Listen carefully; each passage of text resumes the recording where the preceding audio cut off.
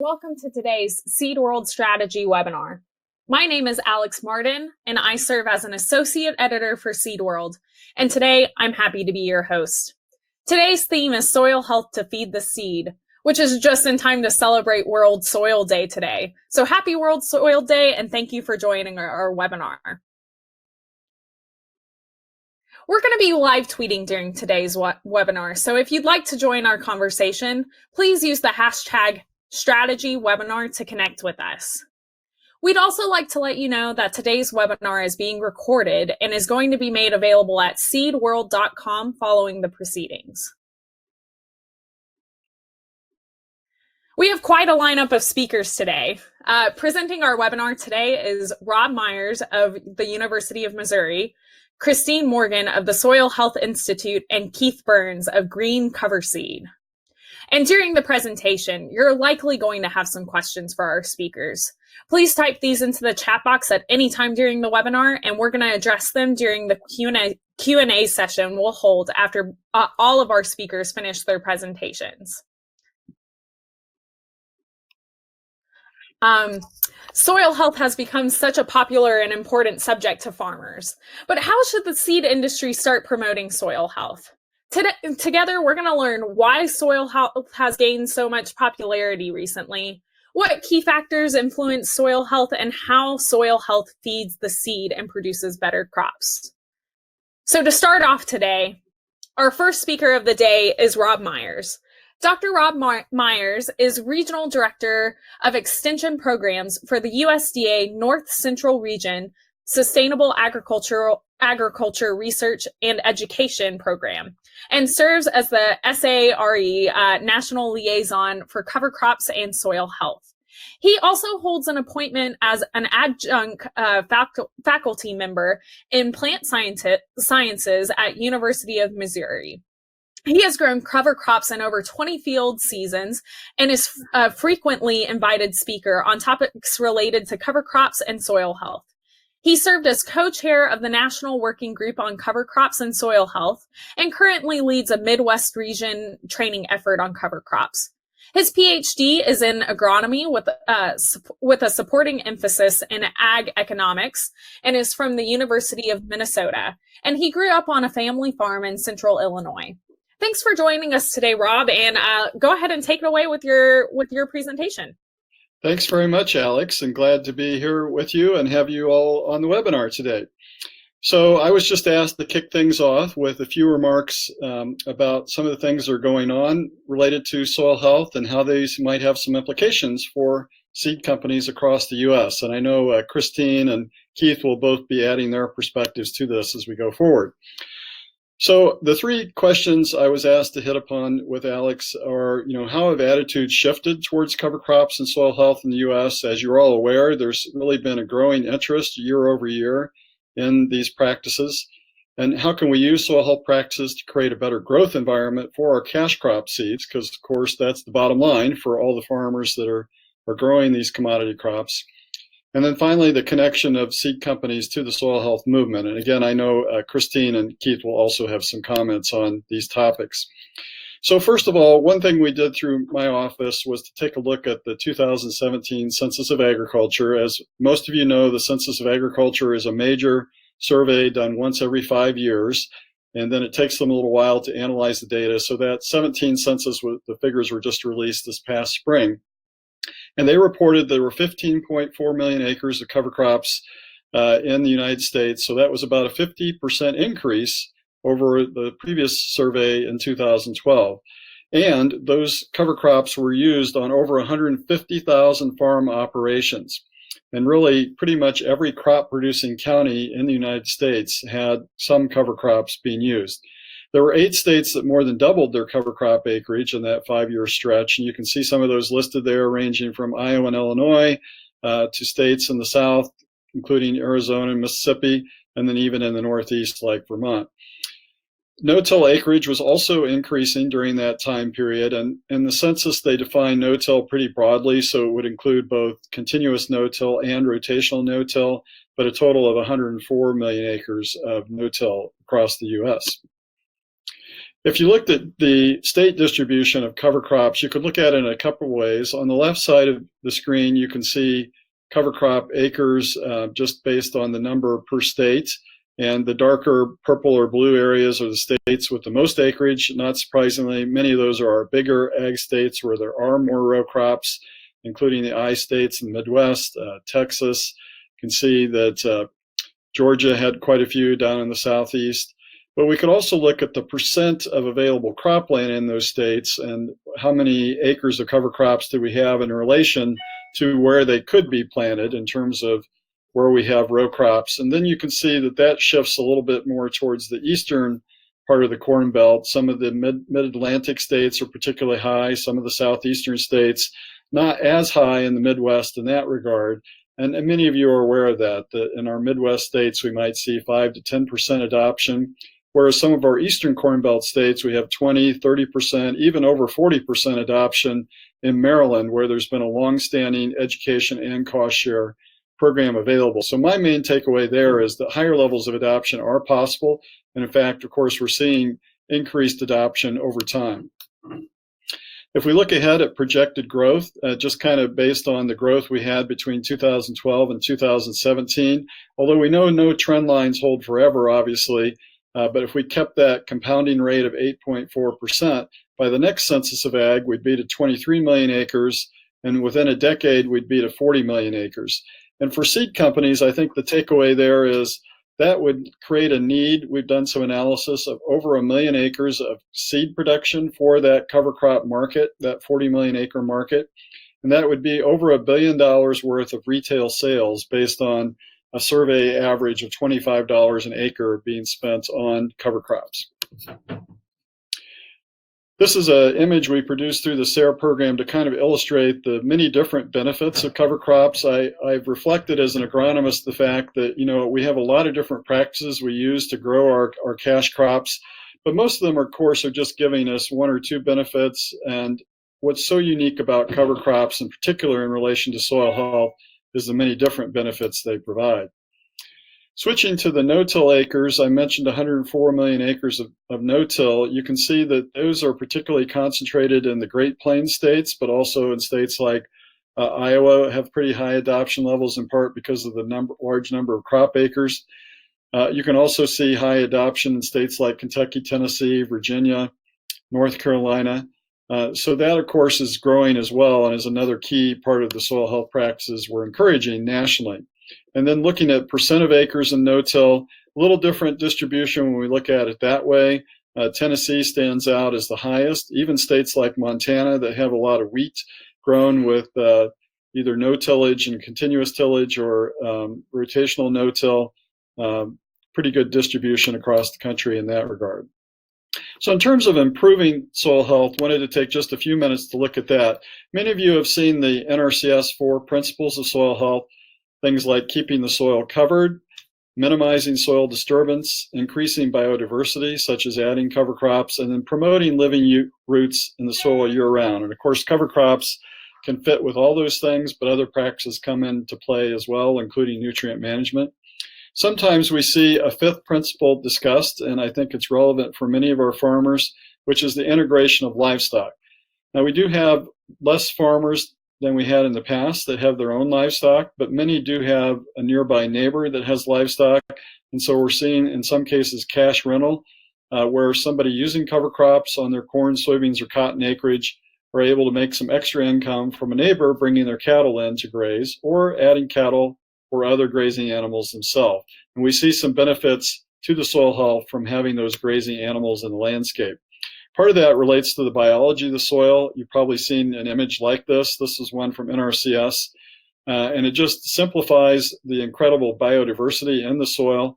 One thing that has always stood out to me is if you had a handful of soil that's particularly healthy soil, that you'd have as many soil organisms in that hand of soil as there are people on the earth. That's rather astounding when you think about it. And it's such a diversity of organisms, from bacteria and fungi, protozoa, nematodes, many other organisms.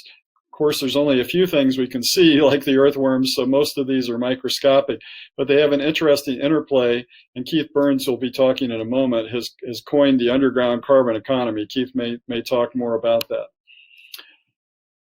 Things like mycorrhizal fungi are particularly important when we look at what's happening in the soil biology, helping our roots of our cash crops access more nutrients and even water in some cases.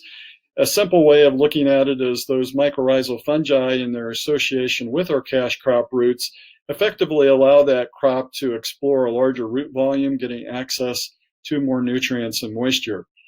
Also, as we have something like a cover crop, that can, in some cases, root more deeply than our cash crop. In Missouri, we have a lot of soybeans grown year after year. So if we grow something like cereal rye in between the soybeans, the cereal rye is known to root more deeply than soybeans, and that opens up root channels that allow the soybeans themselves to root deeper, ultimately helping those soybeans access deeper water and nutrients and helping them potentially yield better.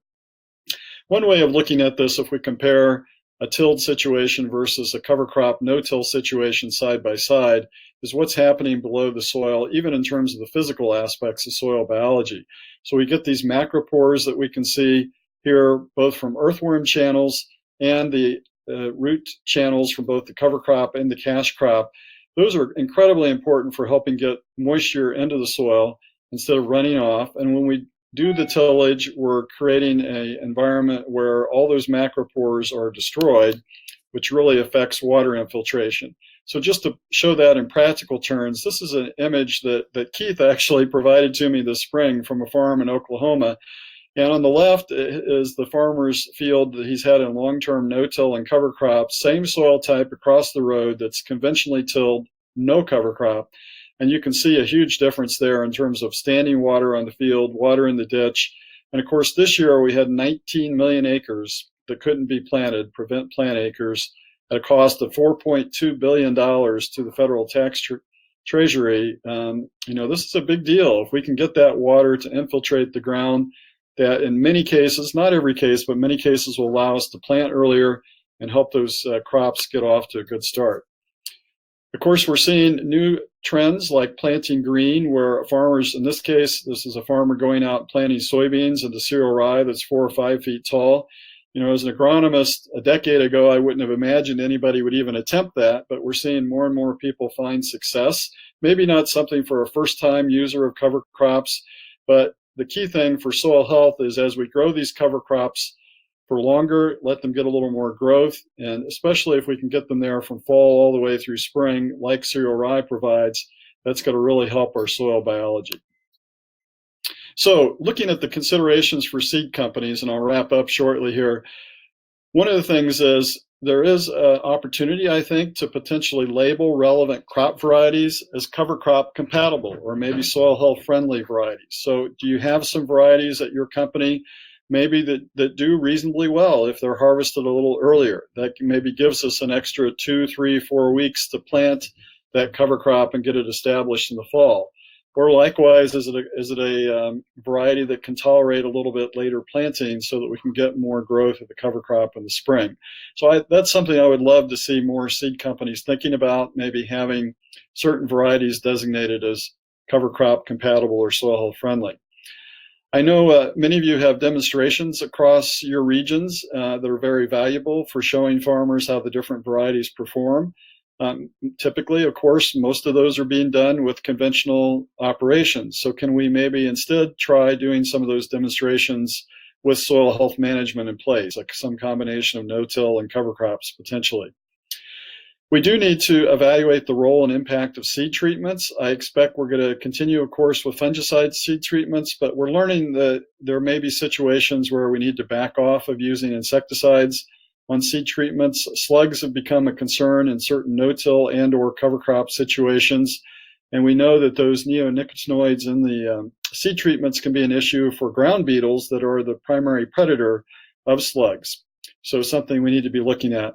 And then ultimately, we want to train seed industry agronomists on the details of soil health management, including cover crops. And so to that end, through my office, we've worked with some different groups, including the Seed Trade Association, to put together a 1.5-day training program that we'll be offering starting this winter in the Midwest, and then it'll go nationwide later on where we'll be bringing in senior industry agronomists and providing some training, and then providing those training materials for you to use within your companies. So if you have questions about that, feel free to get in touch with me. My email is there. So I'll just wrap up and say, be sure to tap a number of the information resources that are available not only from the SARE program that I work with, but of course NRCS has some great fact sheets on cover crops. I know Christine will talk about some things with the Soil Health Institute. And for example, we have a new bulletin out through SARE on cover crop economics that you may find of value if you want to take a look for that. So with that, I'll turn it back to you, Alex. Thank you so much, Rob. Please don't forget, if you have a question for Rob, go ahead and type it into the chat box now, and we're going to address it during our Q&A session. Our second speaker of the day is Christine Morgan. Dr. Christine Morgan serves as Chief Scientific Officer at the Soil Health Institute, where she establishes research priorities to advance soil health and develops the scientific direction, strategy, and implementation for soil health research programs. Dr. Morgan is a former tenured professor of soil science at Texas A&M University with emphasis in soil hydrology, pedometrics, and global soil security. Dr. Morgan serves on the board of directors for the Soil Science Society of America and as co-lead of the Soil Carbon Research Working Group for the Ecosystem Services Market Consortium. She is an editor-in-chief at Geoderma, a global soil science journal, and participates in committees for the International Union of Soil Sciences. Dr. Morgan earned her MS degree, her MS degree and PhD in soil science from the University of Wisconsin-Madison, and her BS degree in plant and environmental soil sciences from Texas A&M University. Thank you so much for joining us today, Christine, and go ahead and take it away. All right. Well, welcome to everyone here. I'm glad you could join us to talk about soil today. And I'll start off by wishing everyone a happy World Soil Day, December 5th every year. The soil scientists like to up the tweets and share pictures and files and ideas and celebrate the fact that we get to be soil scientists. So anyway, happy World Soil Day. And let's see. Today, I'll just talk to you about what my recommendations here at the Soil Health Institute are for understanding your soil and how cover cropping interacts and improves soil health and soil performance. Just an introduction about the Soil Health Institute. We're a nonprofit, and our mission is to safeguard and enhance the vitality and productivity of soil through scientific research and advancement. And a lot of people always ask about, exactly what is soil health. And I think of soil health as a description of how well that soil functions. It's the same with human health. If you're feeling well, you function well, and that's the same as the soil. And the functions that the soil performs that we're particularly interested in when it comes to the seed is providing nutrients, providing the right balance of water and air, so the seed can both have plenty of water and also not drowned, and also, something physical for the roots to explore and expand in to hold the plant up. So I just want to talk about, soil management, and we all know that management makes a big difference. In particular, we're gathered today to talk about cover crops. But this is an example of two fields under different grazing managements in South Dakota. And on the surface, maybe there's a difference in grass cover, but that's about all we see on the surface. But when we look deeper into the soil profile, we can see that these same soils look quite a bit different. The soil on the left is from that pasture on the left, and it's under continuous grazing. And you can see that the surface, the A horizon, is dark, and it's also the structure is a bit larger. If we look on the soil profile to the right, we can see the A horizon is dark, it's deeper, and it has kind of a granular look to it on the surface. And so clearly, these are the same soils under different management. And just like that picture that Rob showed from Keith Berns of the two soils in Oklahoma under different management, they function differently. And in particular, this soil is functioning differently because it has a lot more carbon, which changes the structure and those nutrient and water dynamics for the plant. So another way we talk about soil function and soil health is we think about those ecosystem services that the soil is providing. And particularly for on-farm, and when it comes to soil, to the seed and nurturing the plant, we think about the ecosystem services of carbon cycling, water cycling, and nutrient cycling. And I think a lot of people today hear a lot about nutrient cycling, right? It's about getting that nitrogen to the plant at the right time, at the right place, and at the right amount. But also water is just as important. And this past year, we learned about too much water. Last 2 years, actually, we've experienced too much water. And then in previous years, we've experienced drought. And I'm from Texas. And, you know, when I grew up, we always talked about drought. You know, anytime you saw your neighbor, you talked about the last time it rained, or even when you called a cousin or a grandma, you know, the first topic was, when did it rain last? But now, even in Texas, we're talking about, you know, how much rain we got the other day. And it's pretty common, or much more common than it used to be, to say you got 4 inches or 5 inches of rainfall in an hour or in a day or two. So that water cycling component has always been important, but recently it seems to be switching roles. But anyway, these are the services that we think about when we think about nurturing that seed in agriculture. So of course, healthy soil cycles nutrients. And this is an example of a no-till field. And of course, we have nice cover on top of the soil. This is a similar picture to what Rob Myers showed. Healthy soils cycle water. So not only is the soil on the left-hand side infiltrating water, but it's probably holding that water better and making more water available for those plants to grow. Whereas on the right-hand side right now, you can see the water is standing and probably becoming anoxic, which is a problem for the plants. But also, when we think about these ecosystem services of the soil, we can think on farm, and that when the soil stays in place, it keeps the water clean and also keeps the topsoil in place, which is important for the seed. Or when there's not a cover there and the soil is not being protected, the water can run off. And not only is it a problem off farm, but it's certainly a problem on farm. And you know, we're losing that topsoil, which is really important for seed establishment. And then lastly, I just want to leave you with this, as far as the big picture goes, with this concept of water. Because not only, you know, is the water changing on the surface of the soil in a healthy soil, it's changing below the surface too. And I've alluded to that. But this is an example. As we see that we get more carbon into the soil, we have more plant available water. And this is an extreme example because it's showing us sandy soil. And we know that in sandy soils, that plant available water is very important.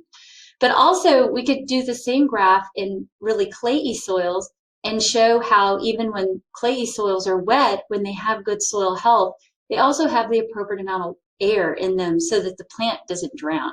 So this water balance, or you know, what in soil science we call the redistribution of water and the availability of water, are just as important as that partitioning of water when it rains. So we think about when it rains, the soil partitions the water either into infiltration into the soil or off-site as surface runoff. And then the part of the water that got partitioned into the soil, healthier soils also balance that water out for availability to the plant and also keeping the plant from drowning. So we have these fundamentals that Rob Myers already talked about, so I'll keep this one short. But the fundamentals of taking care of your soil and also how cover crops contribute are you keep the soil armored, you minimize disturbance, increase biodiversity, maintain living roots, and incorporate grazing. Rob had a beautiful picture of incorporating grazing and cover crops, but all 5 of these fundamentals of soil health management, cover crops have a role to play. As far as keeping the soil armored, when you have a cover crop, you have green leaves that are protecting the soil. As far as minimizing disturbance, even when we no-till, if we have good roots in the soil, when we drive the tractor over it, those cover crops helping to minimize the disturbance to that soil structure. Of course, the more cover crops you have, you increase your biodiversity, and it's very simple to think about how cover crops help maintain living roots in the system. So one of the questions that I was asked to address was, what should we be measuring in the soil? What's the, we have the Haney test, we have so many soil measurements that can be made, but I just wanted to bring up a really simple test that could be done by anyone. So soil structure is the name of the game. Soil structure is how the soil is organized three-dimensionally. We have our sand, silt, and clay, and then with organic matter and roots, that sand, silt, and clay reorganizes into a secondary component of soil that we call the structure. It's a key physical indicator of soil hydrology and biological activity. And it's a way to measure the effects of soil management practices. In this example, we have this beautiful, very granular soil where the measuring tape is. And then the opposite of that is the bottom right. That's a Texas Houston black clay, so the black clay vertisols of Texas, and it's been conventionally tilled for too long, and it's just kind of this big, massy, yucky mess, which you can imagine what happens when you add water to that. And once again, when you have that granular soil, you get stuff like you see here on the left, and when you have that massive soil, you get what you see here on the right. And so this, how well the soil structure stays together is something called aggregate stability. And so if we can measure aggregate stability, it gives us an indicator of how our biology is functioning in the soil, and also how the water hydrology is going to work in the soil. And we have a couple of different ways to measure aggregate stability, but it's usually something you just send off to the lab. We can wet sieve, Cornell has a test, we can fractionate those aggregates. But what I want to show you today is there is a way to measure aggregate stability on a smartphone. And so what we have is we take these soil aggregates you can take them from the soil surface, and they're about the size of an English pea. And you can put them in a white bowl or a bowl with a white background with water. And then you can drop your aggregates into the water, and oh no, let's see if I can play the video. Nope, of course. And so you see these fingers, you can drop the aggregate into the water, and on the left-hand side, you see an aggregate that's just freshly dropped into the water, and on the right-hand side, slowly that aggregate dissolves, or quickly that aggregate can dissolve. And the amount that aggregate dissolves is what we call the stability 10. So for 10 minutes, we measure this with our iPhone, and the larger the stability 10 number is, the more stable our aggregates are, and the smaller the number, the less stable our aggregates are. And you can download this app on an iPhone or an Android. You just go into your app search tool and type in SLAKES, S-L-A-K-E-S. And one of the projects that we have going on at this at the Soil Health Institute is, you can see is this North American project to evaluate soil health measurements. And our goal is to identify the most effective indicators of soil health. And we're doing this by looking at 124 long-term research sites that have controls of business as usual, and then treatments that are associated with those soil health management practices that principles that I've listed previously.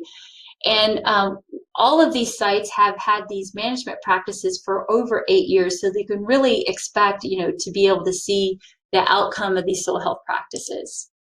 And with this project, we have some preliminary data, and this is just that stability 10 number that I showed you that you can get with your iPhone. And so on the y-axis is that stability 10 number, and remember, the bigger that number, the more stable our soil is. And on the x-axis is different tillage managements.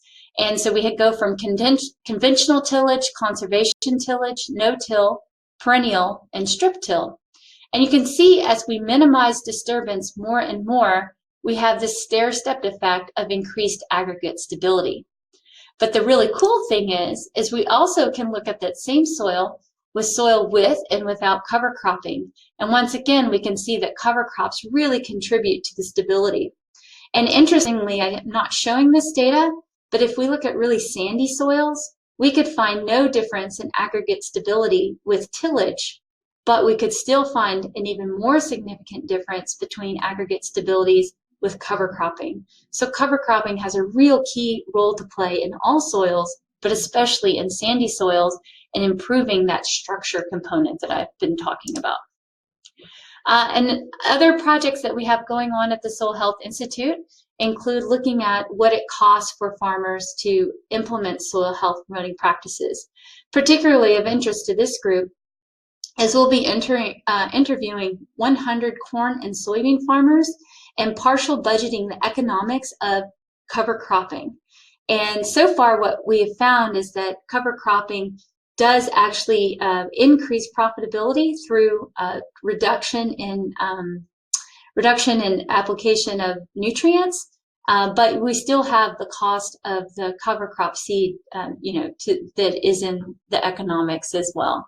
And also, Rob Myers has that SARE document that he showed you at the last of his presentation that also provides information on the economics of cover cropping. So with that, I will conclude that, the Soil Health Institute, we're looking at the economics and the measurements and the outcomes of soil health management practices. Cover cropping addresses all 5 of the soil health management principles. And the most important, easiest thing that I think we can measure to evaluate soil health, especially that with regard to cover cropping, is just a simple aggregate stability measurement that can be done with your iPhone or Android. With that, I thank you for your time and wish you again. Don't forget today is World Soil Day, so happy World Soil Day, and I'll be happy to entertain questions when we're done today. Thank you, Alex. Thank you, Christine. Again, if you have any questions for Christine, go ahead and type them now and we'll address them in just a few short minutes in our Q&A session. Our last speaker of today is Keith Berns. Keith Berns combines over 20 years of no-till farming with 10 years of teaching agriculture and computers. In addition to no-tilling 2,500 acres of irrigated and dryland corn, soybeans, rye, peas, sunflowers, and buckwheat in south central Nebraska, he also co-owns and operates Green Cover Seed, one of the major cover crop seed providers and educators in the United States. Through Green Cover Seed, Keith has experimented with over 100 different cover crop types and hundreds of mixes planted into various situations, and has learned a great deal about cover crop growth, nitrogen fixation, moisture usage, and grazing utilization of cover crops.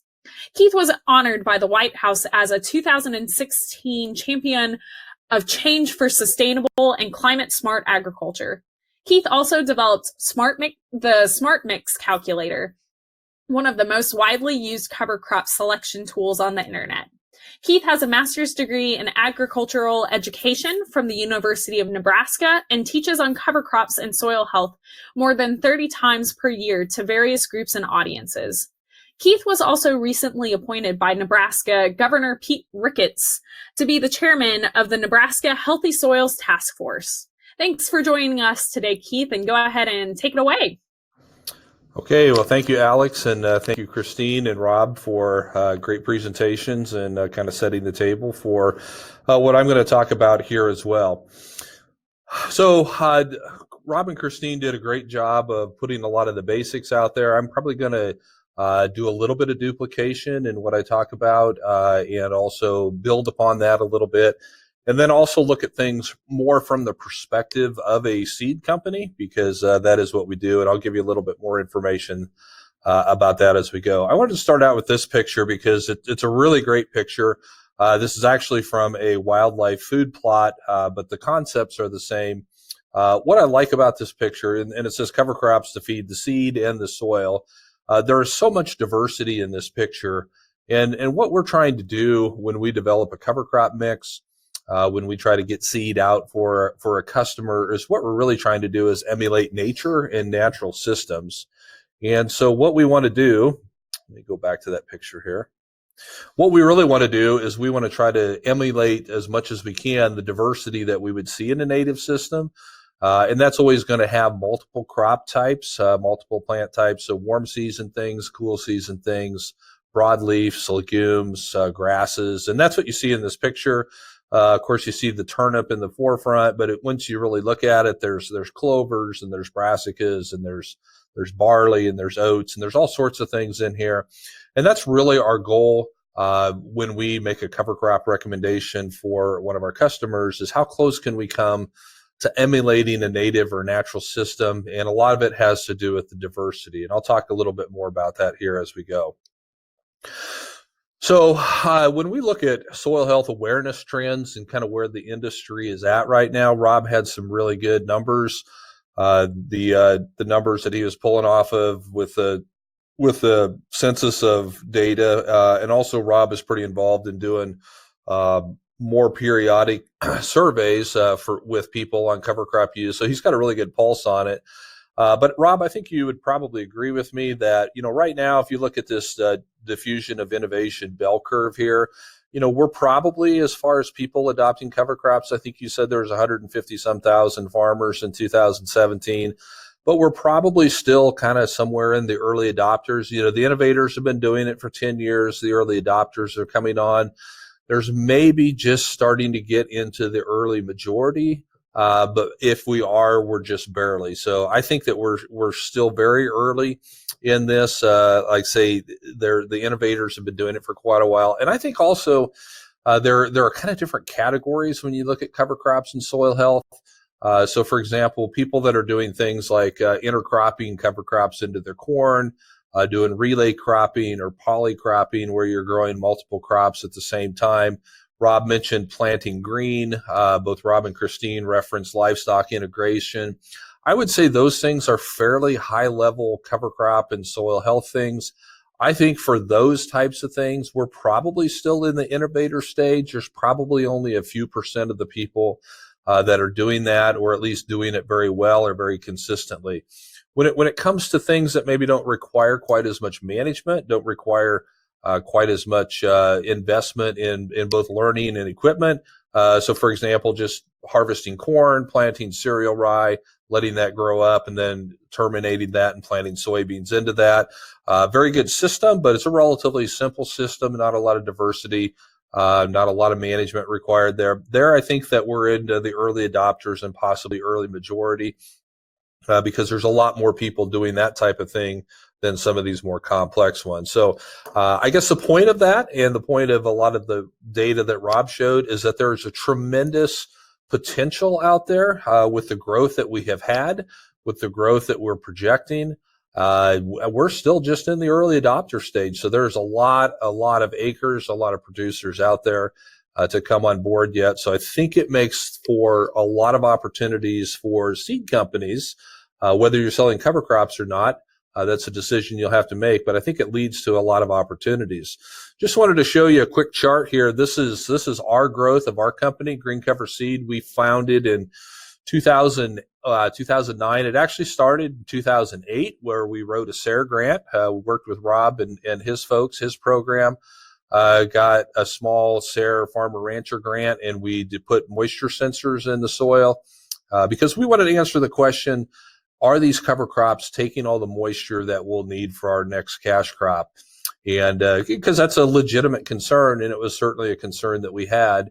So we did the study. We bought moisture sensors. We planted about 30 different types of cover crops. And what we found is that, yes, the cover crops did use moisture. But what we weren't really counting on is that when we checked them again the next spring before planting corn, all of that moisture had been recovered because the cover crops caught more snow. They had better infiltration where our cover crops were and much less evaporation. So the moisture that we used was kind of an investment, and it paid off down the road by recapturing and regaining that moisture, as well as all of the soil health benefits that we started to learn about. So based on what we saw in that SARE grants study that we did in 2008, we launched Green Cover Seed in 2009, and we sold enough seed to cover about 1,000 acres. This graph that I'm showing on the left-hand side, that's how many acres of seed that we sold. So in 2009, it was only about 1,000. You can't even hardly see it on this chart. And then fast forward 10 years to this year, 2019, we'll have moved enough seed to cover somewhere between 900,000 and 1 million acres. So you can just kind of see the growth curve on that. And that is somewhat parallel to the industry. The industry has grown probably maybe not quite at this rate, but the industry itself has certainly grown significantly over the last 10 years. I think Rob said between 2012 and 2017, there was a 50% increase. And basically what we've seen over these years is about a 25% growth per year, which leads to some challenges, infrastructure and getting people and all of that. And I wanted to look at this diffusion of innovation bell curve again, but this time talk about it with seed companies, not with farmers, but with seed companies. And where are seed companies in this diffusion of innovation bell curve? Are they ahead of the farmers? Are they behind the farmers? And I don't know. It's a really good question. I don't know if you're supposed to ask such good questions that you can't answer them yourself. But I'm not exactly sure. But my guess is that there are a lot of innovative companies out there that are doing some things similar to us, and I think we're into the early adopter stage as well on companies that are doing cover crop seed. We are a little bit unique in our company in the fact that cover crops are the only thing that we sell. We did not have an existing seed business prior to that, so we didn't have a dealer network. We didn't have a prior customer base. We didn't have a corn or a soybean seed dealership. We literally just started from ground zero. And so all we do is cover crops, which makes us kind of unique because most companies that are selling cover crop seed had existing seed businesses and they added cover crops to their existing lineup, which is great. They've got dealer networks, they've got some support, they've got salespeople, they've got a lot of that infrastructure already in place, which is quite helpful. But I would say that we're still in the early adopter stage for cover crop seed companies, possibly the early majority on a little bit. We're starting to see more and more, for example, more and more co-ops are saying, hey, we want to offer some cover crop seeds. They come to us or they go to other suppliers to find out what they can do, how they can help. But again, I think there's a tremendous amount of potential here, not just for more acres and pounds of seed to be sold and covered, but also for seed companies to get into the space because, quite frankly, if it's going to grow the way that it needs to, the way that we hope to, we're going to need a lot more seed companies and we're going to need a lot more acres grown. And I think Rob referenced the fact that, here in a year or two, we'll probably be hitting 20 million acres of cover crops grown, and it will quickly become $1 billion industry when you start extrapolating that growth curve out for a few years. So I think there's a lot of space there. We're excited about it. We've done a lot of investing for the future, and I would encourage other people to look at it as well. Another trend, I guess, if you will, of how fast this whole movement is going and, kind of an indication of where it's going to go. This is a map right here of legislation that has either been proposed or passed or that people are interested in it. And Alex mentioned that I am the chairman of the Nebraska Healthy Soils Task Force, and that the Nebraska legislature passed a bill earlier this year that commissioned this task force. And I was fortunate enough to be appointed, and then I was nominated as the chairman. So I really don't know what I'm doing yet. We're still trying to figure that out. But basically, the Nebraska state legislature has said, we know that soil health is important. We need a statewide plan. We're going to set up this task force to give recommendations for what that plan should be. And so that you see the states in green on this map are ones that have actually passed legislation. Now, this does not mean these are the only states that are doing something. These are just the states that have actual legislative bills that have been passed to enact something. There's a lot of states, for example, Indiana, it says no known activity, but Indiana has some of the strongest soil health programs in the nation. But the reason it says no known activity is because that's from the legislative level. There's a lot of grassroots movements that don't show up on here. But I think it's very telling when you have this many states. The ones in green have already passed legislation. The ones in blue have legislation that has been drafted, and they're trying to get it through other governments. And the ones in pink there are ones that have an interest in introducing some sort of legislation into the government. I think when it gets to that level, it tells you that there is a lot of interest. It's gotten from those innovators and early adopters. It's gotten to the ears of the state legislatures, and now it's becoming something that is a big enough movement. It's catching the attention of state government. So this map would have looked completely different if you would have looked at it a year ago. There probably only would have been about half these states that would show the interest. There has been a lot of states getting on board in the last 12 months of doing some legislative activity. So again, I think it bodes well for the future of cover crops and soil health because once it starts getting promoted, supported, and pushed at a state level, then it becomes more of a reality to be able to get that moved out. So maybe next year, Alex, maybe you can have me on again and I can give you an update on what we've done in Nebraska as far as the Healthy Soils Task Force. Right now, we're still very much in the planning stages and trying to figure out what we're doing there. So this is just a little picture of a graphic that I made up of what we're doing in Nebraska. I'm not going to go into a lot of detail in this, but it just kind of details what we're trying to do as a state to come up with some sort of comprehensive soil health initiative to drive soil health education and adoption in our state. Okay, soil health to feed the seed. So that's a little bit about the industry as I see it from the seed company perspective. Want to just dive into a few details here on soil health to feed the seed, and then we'll leave some time for some good question and answer session here at the end. When I look at soil health to feed the seed, that's one of the things that Alex wanted me to talk about. You know, when I think about that, the words that come to my mind is diversity. We really are believers in diversity. When we did that study in 2008 with the SARE grant, we planted about 30 different cover crops all by themselves, each one in a monoculture strip. And then we made 5 or 6 mixes out of those different species that we had.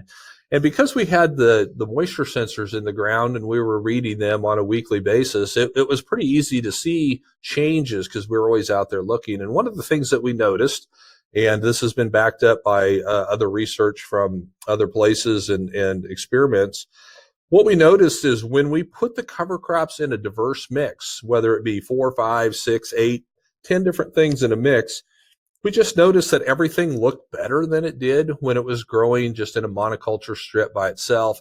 And not only that, but it used the moisture much more efficiently. So we saw monoculture strips of hairy vetch, for example, would use much more moisture than hairy vetch did in a diverse mix.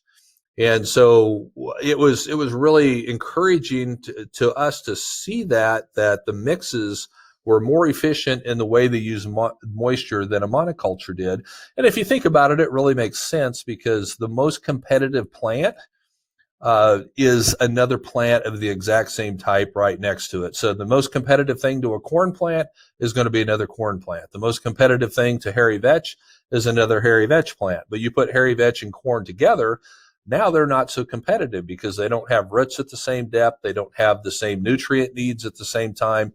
And it becomes a much more cooperative environment and not competitive. So when we think about soil health to feed the seed, we really try to stress diversity. Diversity is extremely tough to get back into our cropping situations because, you know, for the most part, most of us as farmers, and we still farm too, and so I'm preaching to myself here, but most of us have very narrow rotations, corn, soybeans in a lot of areas, cotton in some areas, but we don't have the diversity that we used to have. So our goal is to reintroduce that diversity through the cover crops. Because if I can get a cover crop in with enough growing season in front of it, I can put 8, 10, 12 different things out there, build up a lot of diversity in my soil, and then let that diversity help the cash crops for the next several years. So diversity leads to resilience. It also leads to less pests. This is just a picture here of roller crimped, a roller crimp mix that was high in hairy vetch. So this would be a high legume, high nitrogen producing mix. This is an organic producer who rolled this down, planted organic corn, and is going to produce organic corn now with no herbicides and no added fertility. So we really want to stress the diversity to get out there. And when we get the diversity, what we see is a huge increase in biological life. And again, that's one of the things that we've learned in this journey over the last 10 years is that it's really all about the biology. And I always tell people that I don't have all the answers, but I think I at least have the right questions. Now we're asking whatever we do, how is it going to affect the biology? Because the biology is going to drive the next crops, and the more biology that we can have in our soil, we feel like the better our production in our future crops will be. So biological life, there's diversity, the nitrogen fixers, mycorrhizal fungi, autoinducers, all of these could be a whole webinar in its own topic. So we're not really going to go into those, but we really think that the more we can improve the biological life of the soil, the better off we could be. So what can seed companies do to promote soil health? Well, if you're in with cover crop seed, and that means you're a seed company that's already selling cover crop seed, I have 3 pieces of advice. Learn as much as you can. Participate in webinars like this. Rob Myers, the workshop, the day and a half workshop they're going to be putting on sounds really great. There's tons of good resources out there. Learn as much as you can. Teach and promote the soil health principles that Christine did a great job, those 5 soil health principles. Teach and promote those to your customers, and then promote diversity in your seed offerings as much as you can. Now, there's going to be sometimes, if it's late in the season, hey, cereal rye is the only thing you can plant. There's nothing wrong with that. But if somebody's planting a summer cover crop, don't let them plant sorghum sudan by itself. Get as much diversity out there as you can. And then if you are a seed company that's not in with cover crop seed, which means you're not currently selling cover crop seed, you're not sure if you want to or not, that's okay. You don't have to. You can still learn as much as you can. You can still teach and promote the soil health principles, because these things, if you're helping your customers build their soils, you're going to help them grow better crops and become more profitable, and they're going to certainly appreciate you for that. But the last thing that I had there is work at forming partnerships with the cover crop seed company to direct your customers to. So that if they come to you and ask for cover crop seed, you can say, well, we don't really carry that right now, but we have a partnership with this company that does. And then you can do the handoff over to them, or somehow you can coordinate that so that you're still providing that service for your customers. I think that's really important. So even if you're not selling cover crop seed, get yourself educated so that you can be assisting your customers when they come to you with soil health questions. So my last slide, we had a little video here, but I'm not going to show it. I don't think we have time. I want to just get to question and answer sessions, but it is a picture of some of my kids and grandkids, and really that's what it's all about. You know, one of the biggest things we do soil health for, our mission statement as a company is to regenerate God's creation for future generations. And that's really what we want to do. And I think most of you would want to do that too, and certainly your customers would. So, Alex, at that, I'm going to turn it back over to you, and we can open it up for question and answer. Perfect. Thanks so much, Keith. So we're going to enter now into a short Q&A session. So if you have a question for Rob, Christine, or Keith that you haven't asked yet, please go ahead and type it into the chat box below. So folks, our first question is rather long, and I believe, Rob, this was asked during your section of the presentation, but I think it's a little general. So Keith or Christine, if you'd like to jump in on this, feel free to answer it as well.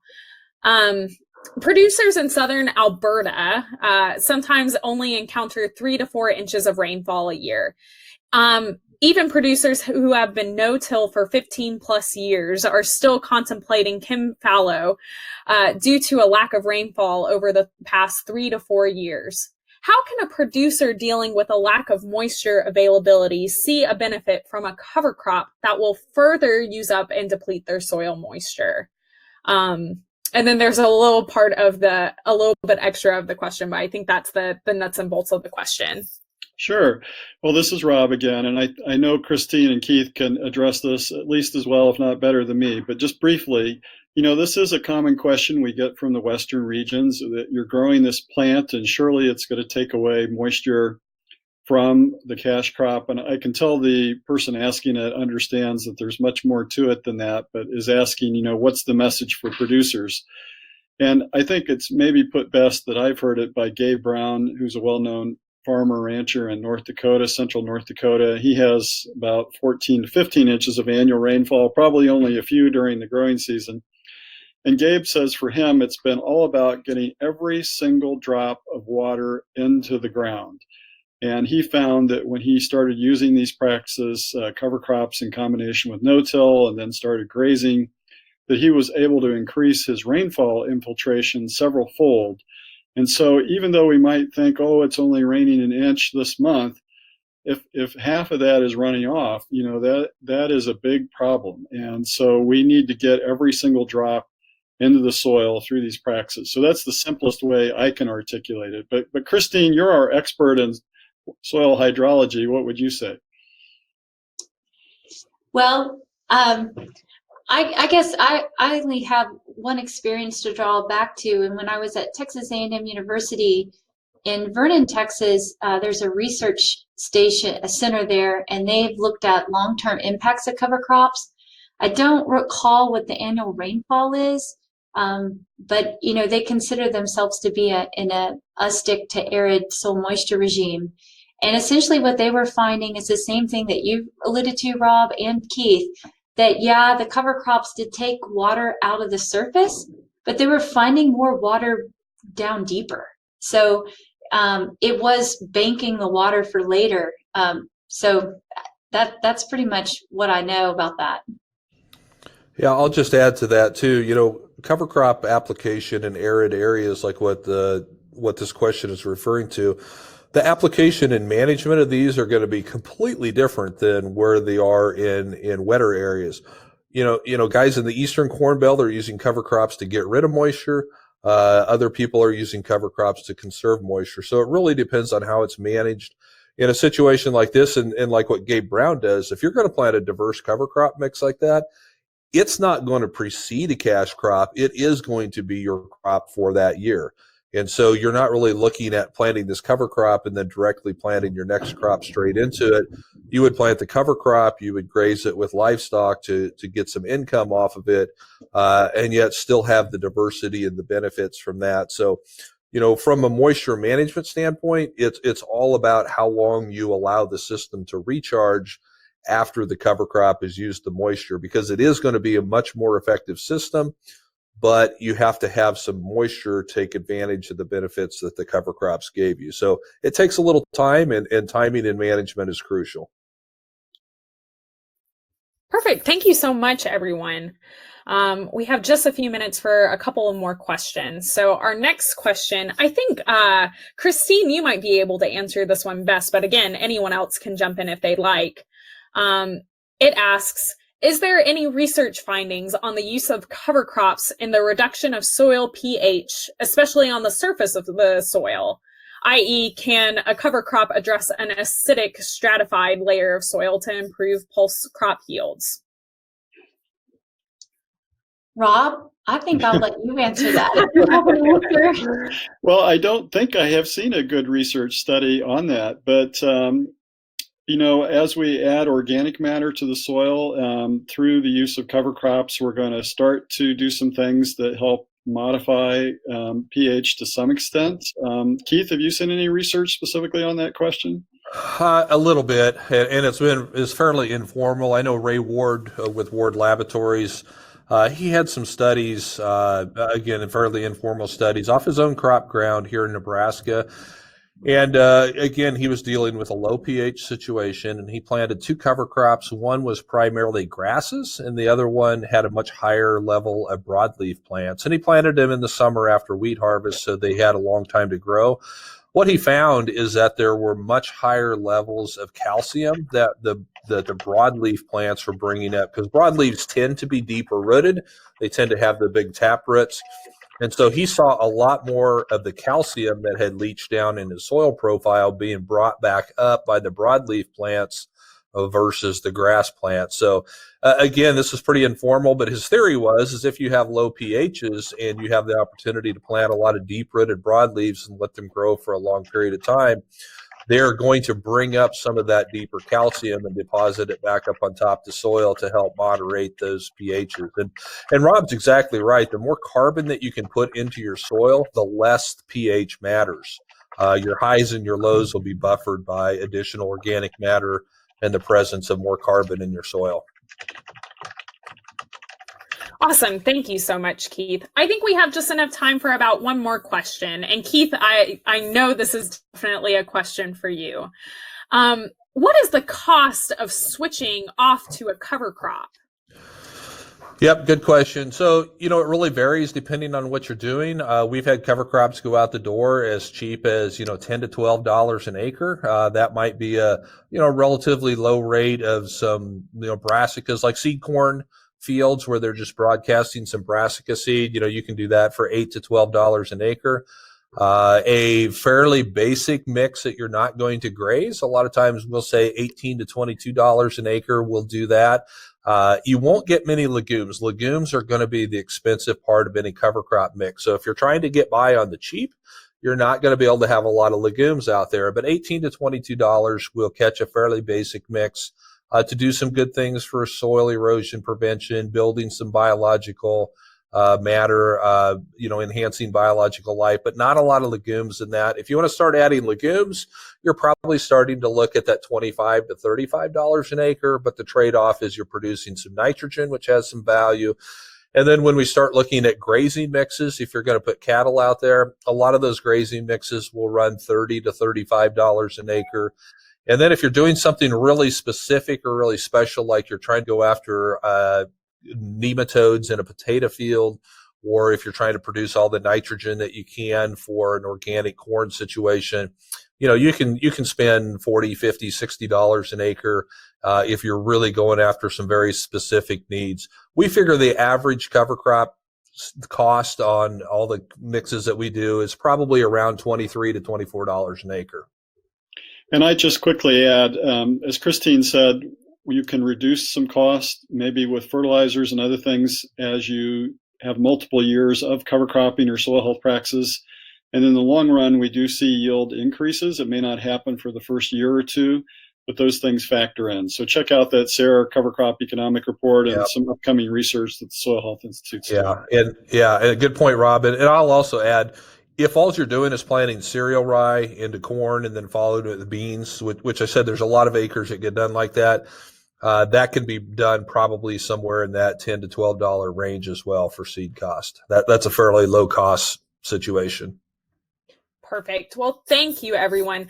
We have run out of time now, so we will be ending our webinar here. But I'd like to thank our three speakers, Rob, Christine, and Keith, one last time for joining us today. And thank you to everyone who participated. I hope that you found this information of value. Again, a recording of this webinar is going to be made available in a few days at seedworld.com, so keep your eyes peeled for it.